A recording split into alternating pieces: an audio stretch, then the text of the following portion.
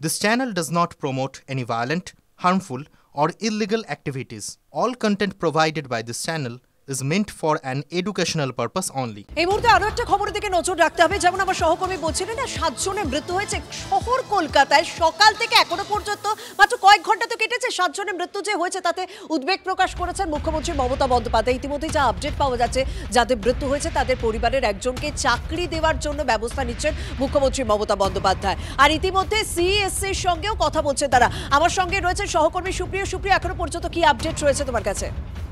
দেখো, গতকাল রাত থেকে অনবরত যে বৃষ্টি, সেই বৃষ্টিতে শহরের বিভিন্ন প্রান্ত জলমগ্ন হয়ে পড়া এবং তারই মাঝে কিন্তু বিদ্যুৎপৃষ্ট হয়ে এখনো পর্যন্ত 7 জনের মৃত্যুর খবর সামনে উঠে আসছে।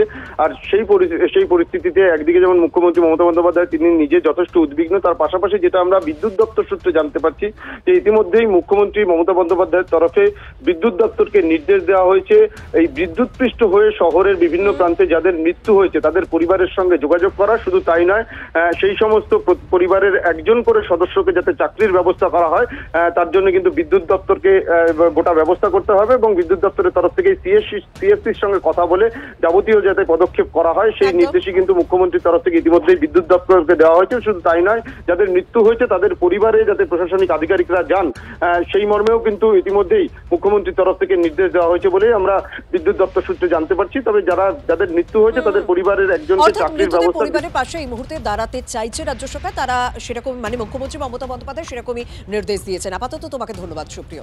এই মুহূর্তে আরো উদ্বেগের ছবি, 8 জনের মৃত্যু হলো, আরো একজনের মৃত্যু হয়েছে। মৃত্যু মিছিল, পর মৃতের সংখ্যা বাড়ছে, একের পর এক মৃত্যু আসছে আমাদের সামনে। ঠিক কি হয়েছে আমাদের জানাচ্ছেন সুশোভন।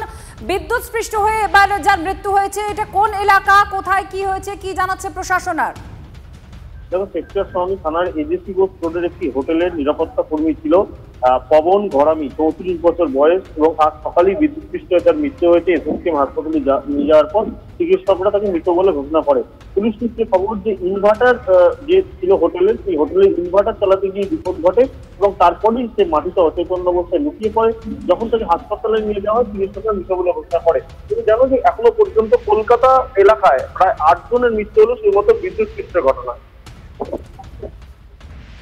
সজল ঘোষ এই মুহূর্তে আমাদের সঙ্গে রয়েছেন, বিজেপি নেতা। সজলদা, কি অবস্থা দেখুন, 8 জনের মৃত্যু হলো বিদ্যুৎ স্পৃষ্ট হয়ে। আপনি নিজে কাউন্সিলর, কি করে এটা হয়, কেন বারবার এই ঘটনা ঘটে বলুন তো জলবন্দি শহরে? শুনুন, মারা গেছে না, বলুন কলকাতা শহরের রাস্তায় লাশ ভাসছে, এটাই হচ্ছে আসল কথা। কলকাতা শহরের রাস্তায় লাশ ভাসছে মানুষ এবং কুকুরের একসাথে, এটাই হচ্ছে কথা। আসল ঘটনা হচ্ছে এটা। আজকে পশ্চিমবঙ্গের যা কলকাতা শহরের যা অবস্থা, গতকালের দিনটা আমাদের যা দেখলাম তাতে আমরা বুঝলাম যে একটা 5 ঘন্টার ভারী বৃষ্টি হলে 4 ঘন্টার বৃষ্টি অত্যাধিক হয়েছে। আমার প্রশ্ন সেটা নয়, তাহলে এই ধরনের ঘটনা ঘটতে পারে। কিন্তু আমার প্রশ্নটা হচ্ছে, আমাদের তো মাথায় রাখতে হবে যে এই ধরনের ঘটনা তো যে কোনো মুহূর্তে ঘটতে পারে। আমরা খালটাকে বুঝিয়ে দিলাম কেমন করে, লেক টাউনের ধারে খালটাকে বুঝিয়ে আমি ওখানে পার্ক বানালাম, বিউটিফিকেশন, আর পার্কের চারদিকে নিজের পার্টির ছেলেদেরকে স্টল বসিয়ে দিলাম, সেখান থেকে কাটমানি নিয়ে নিলাম। এটা কেমন করে হয়? সজলদা, মেয়র বলছেন যে বাড়িতে থাকুন যতটা পারবেন, এই বিপদ হয়তো কিছুটা কমানো যেতে পারে। কারফিউ ঘোষণা করে দিন, পুজোর ছুটি এক্সটেন্ড করে দিন। হয়েছে তো, মুখ্যমন্ত্রী ঘোষণা করেছেন তো সজলদা, পুজোর ছুটি আজ থেকেই ঘোষণা করেছেন সরকারি স্কুল। হ্যাঁ, খুব ভালো কাজ করেছেন। এনার মতন মুখ্যমন্ত্রী ভূভারতে আর হবে না, এনার মতন মুখ্যমন্ত্রী ভূভারতে আর হবে না। ঠাকুর ঘরে ওনার ছবি লাগাতে হবে, যে শনি মহারাজ শনি মন্দিরে ওনার ছবি লাগবে, ঠাকুর ঘরে নয়, ভুল বলেছি, ওটা পরিবর্তন করবেন, শনি মন্দিরে ওনার ছবি রাখবে। হ্যাঁ, গ্রহরাজ পশ্চিমবঙ্গের যে শনি, সেটা নবান্ন থেকেই বসে আছে, নবান্নের মাথায়। ধন্যবাদ সজলদা আপনার প্রতিক্রিয়ার জন্য। আপনারা শুনছিলেন 8 জনের মৃত্যু হয়েছে বিদ্যুৎস্পৃষ্ট হয়ে এই শহর কলকাতায়। একের পর এক মৃত্যুর ঘটনা। এটা শুধুমাত্র কি দুর্ঘটনা নাকি প্রশাসনের গাফিলতি, এই নিয়ে এখন প্রশ্ন উঠছে। মৃতের সংখ্যা যখনই বাড়ছে না, তখনই স্বাভাবিকভাবে উদ্বেগ বাড়ছে, তখনই চিন্তা বাড়ছে যে মানুষগুলো রাস্তায় রয়েছেন, যে মানুষগুলোকে বেরোতেই হয়েছে এবং যারা জল ঠেলে প্রত্যেকটা মুহূর্তে কাজে যাচ্ছেন। কিন্তু এই জল কতক্ষণে নামবে? আজ কন্ট্রোল রুম থেকে পরিস্থিতি একেবারে সরেজমিনে খতিয়ে দেখছেন মেয়র ফেরহাদ হাকিম। তিনি বলেই দিয়েছেন পরিষ্কার করে যে রাত 10টা বেজে যাবে জল নামতে। এটা তো আগের যে জল জমেছে সেটা রাত 10টা পর্যন্ত সময় নিয়েছেন মেয়র ফেরহাদ হাকিম, কিন্তু ইতিমধ্যে যে আবহাওয়া দপ্তরের পূর্বাভাস রয়েছে যে আরো বৃষ্টি হবে, কমলা সতর্কতা জারি রয়েছে, আবারও যদি জল জমে তাহলে কোন পথে সমস্যার সমাধান হবে সেদিকে আমাদের প্রত্যেক নজর রয়েছে। তবে মেয়র ফেরহাদ হাকিম তিনি কি আশ্বাস দিচ্ছেন একবার শুনুন। উত্তরাখণ্ড,